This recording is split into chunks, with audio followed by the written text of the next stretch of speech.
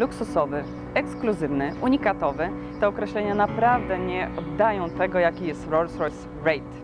Dlatego ten film jest skazany na porażkę, bo dopóki nie zasiądziecie we wnętrzu tego arystokraty szos, nie poczujecie, nie zrozumiecie wyjątkowości Rolls-Royce'a.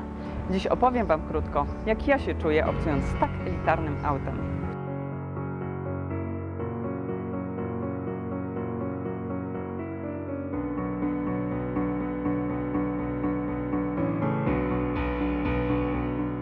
Otóż człowiek za kierownicą tego samochodu czuje się nadzwyczajny, może nawet lepszy niż jest.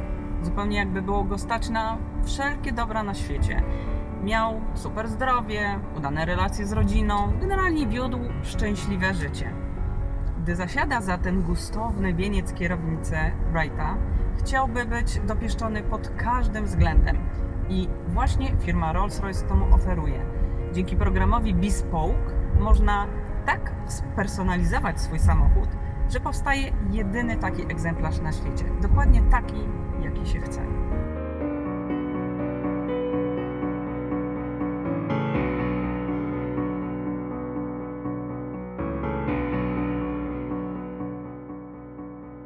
Wraith to po polsku widmo.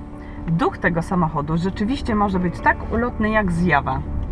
To najszybszy i najpotężniejszy samochód, jaki powstał w fabryce w Goodwood, wybitnie zorientowany na kierowcę. Sprint do setki zajmuje mu jedynie 4,6 sekundy, a pamiętajcie, że to auto waży 2,5 tony i mierzy ponad 5 metrów długości.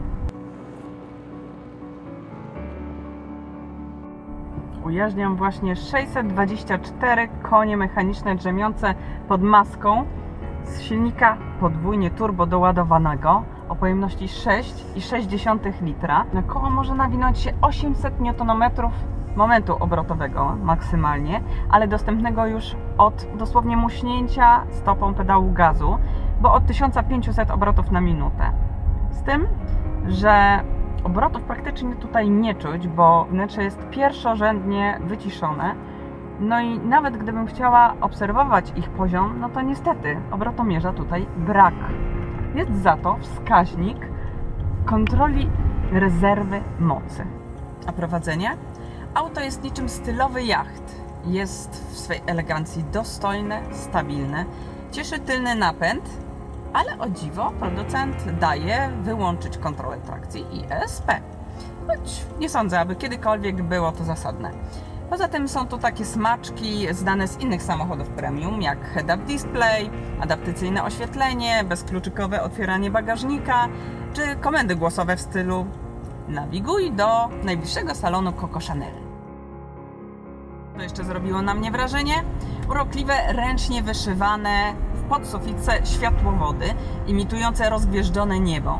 Na pewno puszyste, przemiłe w dotyku dywaniki zrobione ze specjalnej wełny amerykańskich owiec. No i oczywiście wysuwana automatycznie parasolka w barwie wnętrza. Pięknie wyglądają też 3 kolory w środku auta. Jeden jest identyczny jak lakier karoserii. Panel nawigacji i schowki na panelu centralnym można zakryć drewnianym panelem.